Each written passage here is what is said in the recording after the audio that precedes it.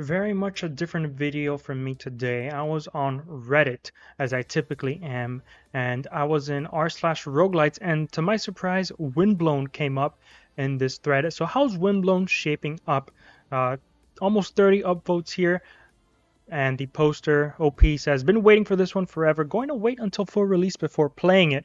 I don't think they're the only one, right? A lot of people see early access, they get scared. They think of, developers pushing out like a half-baked product and then running away with your money, never updating it. I can tell you just straight off the bat that Windblown is not one of those games. Motion Twin is putting out updates monthly, major updates monthly, new weapons, new trinkets, new gifts, things like that. But I totally get this. If you want to wait until full release, especially since it's only on Steam, not on console, totally get that. But for those that played and are playing early access, what are your thoughts so far? So I just want to go over this thread because I think it has a lot of good things included. Not that it's all good things about the game. No, there's a lot of good criticism as well. Just wanted to go over it and kind of get out of our little bubble, right? Because if you're watching me, you're probably a Windblown player. You probably like the game. So let's just see what the general roguelite community has to say about it. So here's the first one here. Love it, although melee is really hard and ranged is hard, but actually playable. Kind of similar to Lost in Random in terms of balance. Really fun though. I just wish there was more of it. Not too. I haven't played Lost in Random, so I have no idea the comparison.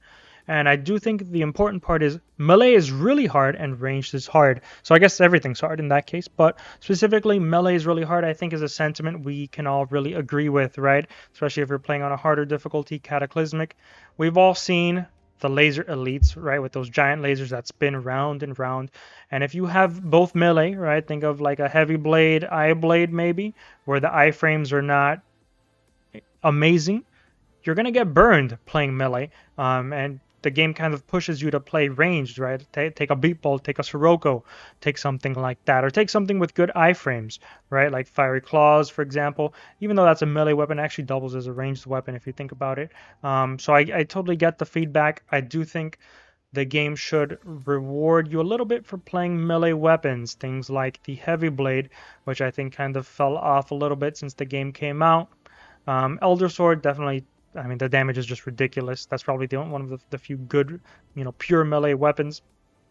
But I do get the sentiment here. Melee is definitely harder to play than ranged is, right? Than beat bolt from a distance, Sirocco from a distance, things like that. At the same time, though, I would say that the damage of some weapons, like the Ninja Stars, for example, is not very good. So yeah, I guess everything's just hard. It's not a easy game. I wouldn't say Windblown is just like, hey, you pick it up and you're a god at Windblown the very first moment you play it. Definitely think there's a bit of a learning curve, whether it's mechanical or it's just learning the gifts, the systems, the enemies, because there's enemies with their own movements that are unique to them, their own attacks. So I do agree with this, and this is the most upvoted comment, 21. Really fun though. I just wish there was more of it. Hey, there's more of it every month, basically, with all these patches that Motion Twin is putting out. So if we go down a little bit more, I like it a lot. Gameplay is fast and fluid. Weapon trinkets are fun. Gifts feel impactful. Secret biome is absolutely gorgeous. Pretty sure they're referring to Sanctuary, which is, without a doubt, gorgeous. IMO, in my opinion, it felt like a complete game prior to the latest Gifts update. Haven't played the game since it dropped. Wait, haven't played the game since the gift rework update dropped. Understood. Yeah. I completely agree with everything they're saying. Sanctuary is great. I don't. The only thing I don't necessarily agree with is that it feels like a complete game. I don't think that. I have never thought it was a complete game. Even though I will say that as far as early access goes, this is creme de la creme in terms of early access. I've played very few early access games that are this good, this early on in their development. But no, this is not a complete game. Absolutely not. There's a lot of things that need work. We have a huge currency problem where players who've been playing since early access launch have a ton of currency that doesn't do anything. We need a way to spend them. That was one of my biggest critiques in my video where I described, things that Windblown is missing. We need a way to spend currency. We need some sort of bestiary where we can see all the enemies we've fought, maybe see how many times we've killed them. Maybe a cool lore tidbit, if you will. Think of the logbook from Risk of Rain 2. We need something like that. The developers in an AMA said that was coming eventually, but way down the line. It's not a complete game. but I will say that everything else they said, fast and fluid, weapons are fun, all that stuff, I agree with. And then this person here kind of shares a similar sentiment to what I just said. I felt the opposite. It felt very incomplete to me. I lost interest after 10 hours or so. I certainly may have missed more of the experience, and I totally get where this person is coming from. This video is not to critique of Reddit, to make fun of Redditors. I want the game to be good, and seeing what the general roguelike community has to say is very important for that. They lost interest after 10 hours or so who knows when they played, right? It could have been in very early access where the game was kind of, bare bones, right? We have over 20 weapons now, 100 gifts now. Back then, a lot of the gifts were bad. We didn't have as many weapons. And of course, don't forget, when you first start off, you don't have access to all those things, all those gifts, all those weapons. You have to unlock them over time. So who knows what the game for this person felt like. It might have felt incomplete because they haven't unlocked everything. Might have felt incomplete because they played very early on. I would recommend this person picks up the game, tries it again. That's just my opinion. This one says, I think it's one of the highest potential ones on the market, and I love it. I personally really like how the movement feels. Agreed. The builds you can make. Yep. It's quality over quantity in terms of weapons, and all the better for it. The game needs more affixes, though. This one's a bit of a loaded one. I will agree the game maybe doesn't need more affixes, but some weapons definitely need more unique affixes. Or, for example, the beat bolt has an affix that's only for the beat bolt, where it handles the timing, right? The rhythm game part of the beat bolt. That's awesome. Other gifts could use something like, or other weapons could use similar affixes that are unique to the weapon, right? Think of the jar, for example. The jar needs some love. I'm sure there's something you can work there where maybe the more shells you have, the more damage it does, or it has some sort of like Midas-like quality to it, and you can apply that same logic to many different weapons, right? Maybe to the impact, in the impact tone, maybe there's an affix where it has, instead of 2 lasers that turn into 1, it's 4 lasers that turn into 2, but at the cost of reduced damage. Who knows? I think there could be not necessarily more affixes, but more affixes unique to certain weapons instead of just, hey, every weapon gets size 100. And even then, some weapons I think need size 100 that don't. The jar doesn't have it. Sirocco doesn't have it. I think those two should have it. That's what I'll say to that point. Not necessarily just... Okay, yeah, I guess I agree. More affixes. What I'm saying is more unique affixes. But also size 100 is awesome. I think that's the best affix in the game.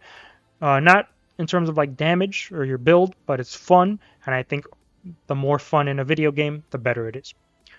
This other person, my favorite game right now, I finally found a roguelite that clicks for me, with me. Hey, perfect. Not every game is going to click for you. I've had roguelites that didn't click for me, despite loving the genre. Despite having played hundreds of hours of Risk of Rain 2, hundreds of hours of Slay the Spire, hundreds of hours of Hades, some roguelikes just don't click for me. Gunfire Reborn is one that is very popular, and I like shooters. I didn't like Gunfire Reborn. Not that it's a bad game, but it was not a good game for me. Just my opinion. Nothing wrong with having a roguelite that doesn't click for you, but I'm glad this person, hey, it clicks for them. A little bit of a change of pace here. I tried it and didn't like it at all. I don't like top-down very much in general, and I felt like a button-mashing game. It kind of is. I'm going to agree with that. It is kind of a button-mashing game. Alter attacks, by their very nature, are kind of not button-mashing, but it is the same motion over and over. That's kind of like the most optimal way to play. At least right now, the game is built around alter attacks. You can't really remove them. There is a hex that does remove them, but it's just one hex out of hundreds of gifts. It is someone's cup of tea. Yeah, I agree with this. This other person said they felt that same way until I was an unfortunate amount of hours in. I only stuck with it because Dead Cells happened to be a favorite of mine, and it was probably a 3 to 5 long hours before I wanted to go back to it.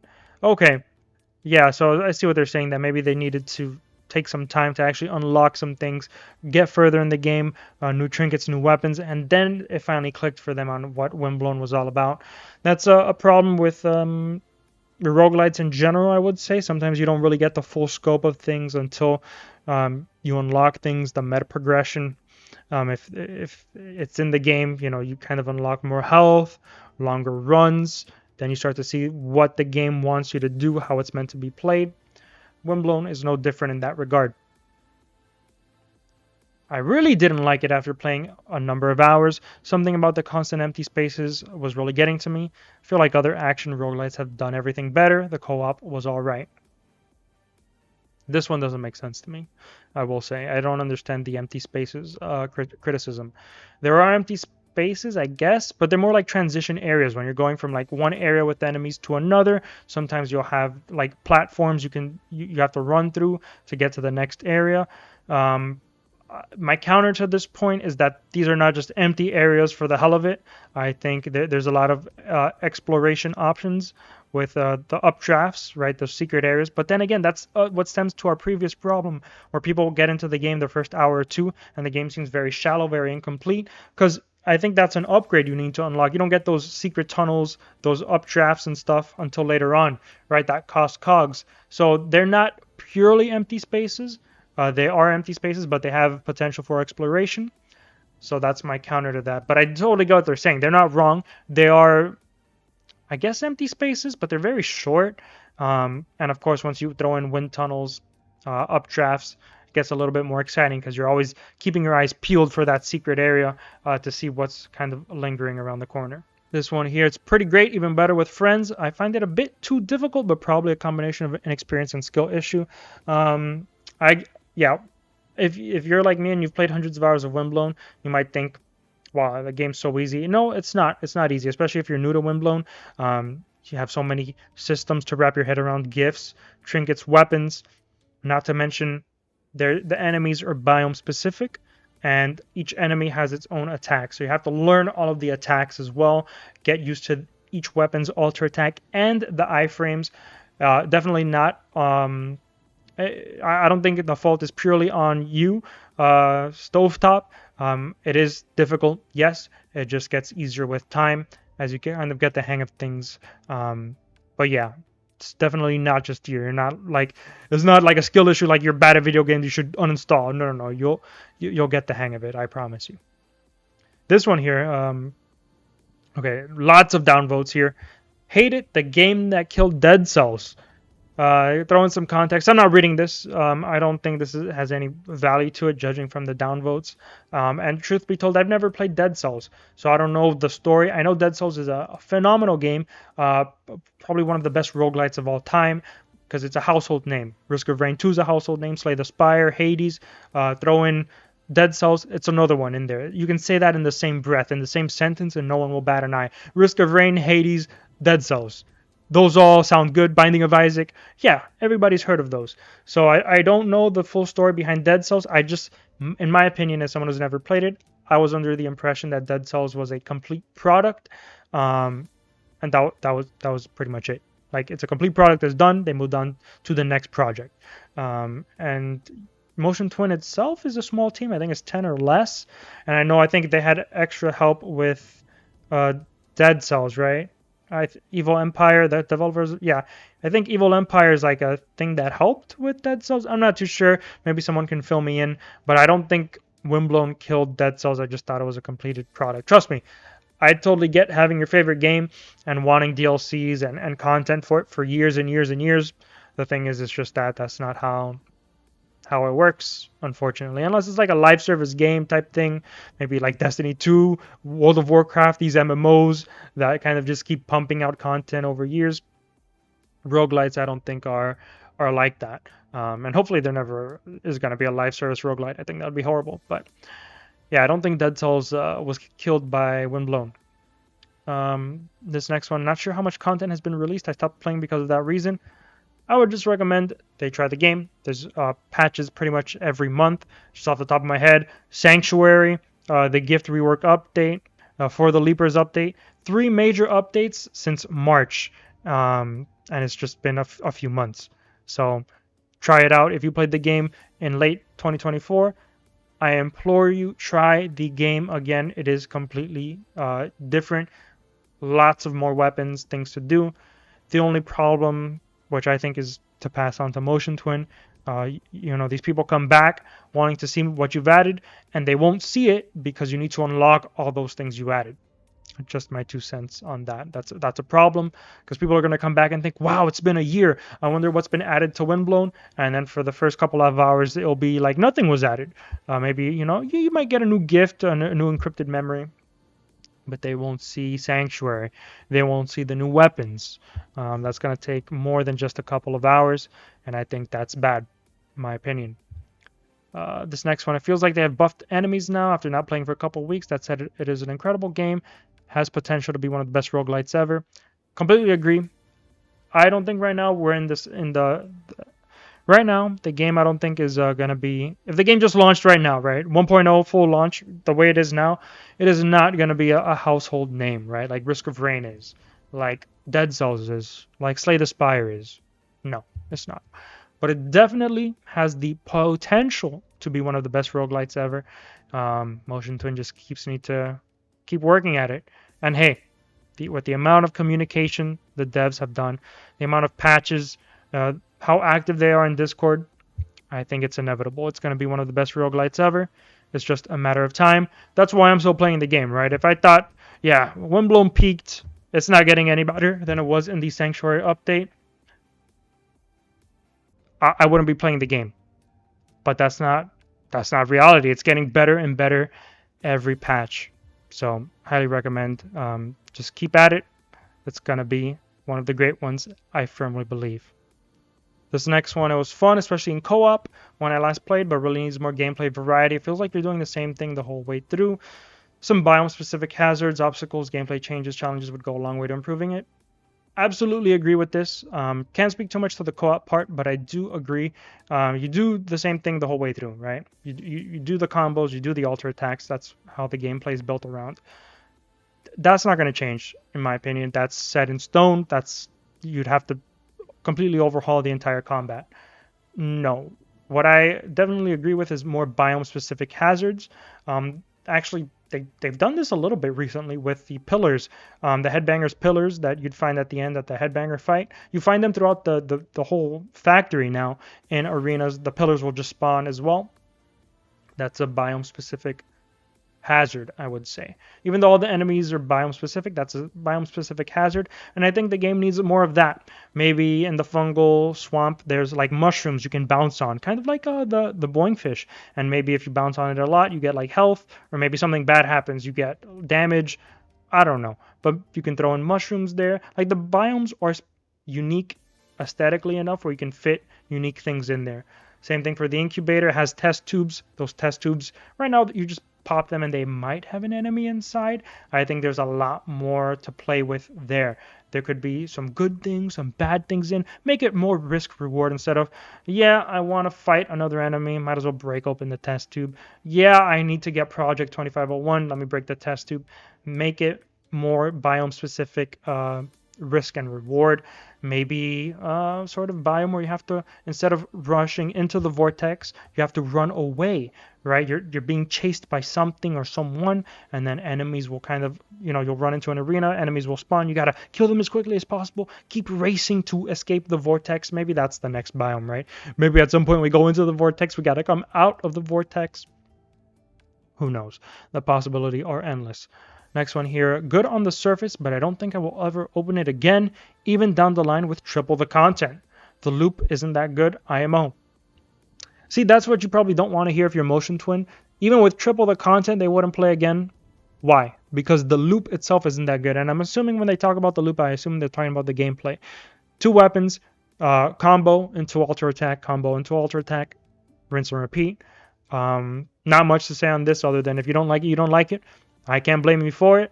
I just think a lot of roguelites are like that in general, right? Risk of Rain 2, you have abilities, and then those abilities and your character kind of influence the build, what you want to go for, and then depending on what items you get, you'll play differently, right? I played a lot of Risk of Rain 2, so one run on Huntress could be completely different, just depending on what items you get. If you get like Little Disciple, for example, you have like a movement-based run where you want as much movement speed as possible, and you just kill things with Little Disciple. You could have like an attack speed run. You could have a whole bunch of things. Crit runs as well. The loop here in Windblown is it's static, right? It's just combo, alter attack. The variety comes from the weapons, from the gifts, from the trinkets.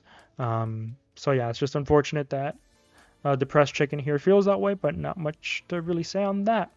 Um, this one here is rather long. I haven't played for a while, but did play a lot when Early Access first came out. Stop right there. I'm not going to read any. Well, I am going to read more, but I'm just going to say this person should try it again because a lot has changed since late 2024. The potential is insane, but honestly, the implementation of weapon combos honestly just pissed me off. See, we're coming back to the loop again. Some weapon combos are really easy with each other, but using them over and over again gets boring. Okay, so some are too easy. Keeping the same weapon negatively impacts the damage you can do. Sometimes it felt like I was forced to pick a weapon I didn't like, which I felt there were quite a few of because it was a much higher level or had powerful bonuses, etc. Okay, since this person played, there's time chests which will reward you for going fast, and those often have better weapons. There's the shop has an upgrade where you can keep the same weapon the whole way through, and you can upgrade it over time to keep it more relevant, so you don't feel the need to constantly, oh, I gotta switch for this better weapon. It has better stats. The numbers are higher, therefore I need to pick it up. That's not so much the case anymore, I would say. So there are ways to counteract that. In fact, I have a whole kind of like series. It's what I do, where I just use the same weapon throughout, and I just upgrade it as I go through. I do that with every new weapon in the game. So yeah, I get what they're saying, but ever since they played, keep in mind they played months ago when the game first came out in early access. I think some of that has changed. I would recommend they give it a try. Plus, there's a ton of new weapons as well. The environments are really cool. Abilities, upgrades, all that is awesome. But the combat felt so clunky. I don't think the gameplay feels clunky. It might feel repetitive, but I don't find it clunky. Then finally, I was extremely excited for being a Dead Cells fan like most people, but I find it really mindless and hollow. It doesn't have any of the Dead Cells charm to me. Just doesn't seem like much to really think about in terms of decision making. The combat is well made, I guess, but doesn't really hit for me. This is very interesting. This is why I could never be a game developer, because you have people saying the gameplay is clunky. Other people saying the combat feels great. I think they're all feeling something. They're just using the wrong words. If I were to try and translate Reddit, I think they're saying the actual loop combo alter attack, that feels shallow. It feels mindless, and I'm gonna agree with them. It is kind of kind of mindless. The part where it engages your brain is what weapon to take, what build to use, what trinket, and also the timing of it, because these alter attacks not only do damage, but they have iframes as well, at least most of them. So getting kind of putting all that together, that's where the engagement comes in for me. This person also, is really transfixed by the Dead Cells charm.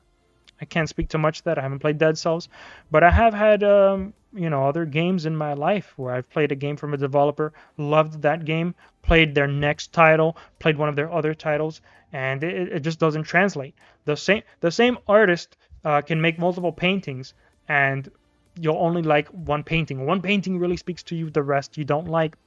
It's that's a little bit of like a it's a weird comparison, but you get what I'm saying. It's really not because one person made one thing doesn't mean you'll like the other thing. And yeah, it sucks because I've seen a lot of like Dead Cells fans, because trust me, there's a lot of Dead Cells fans. Dead Cells is a fantastic game. I haven't played it, but I can tell you, like, it is a fantastic game. People love Dead Cells. The reviews on Steam are mind-boggling. It's all positive. It's all amazing. Hundreds of thousands of people say Dead Cells is amazing. So it just sucks when Dead Cells players come and they're like, yeah, I tried Windblown. I don't like it. It does suck, but it's just a different game. And I think as we get closer to 1.0, to the finished product, I think it's going to come closer to fulfilling its potential as one of the best roguelites of all time. So that's pretty much it for this Reddit thread. I had no part in making this. I didn't comment on this. I haven't upvoted, downvoted anything. This is just something I found naturally in the wild. So I wanted to go over it and get a better pulse check for what the roguelite community thinks of it. And it seems mostly positive, but I feel like the criticisms are, addressable, and I think they are needed.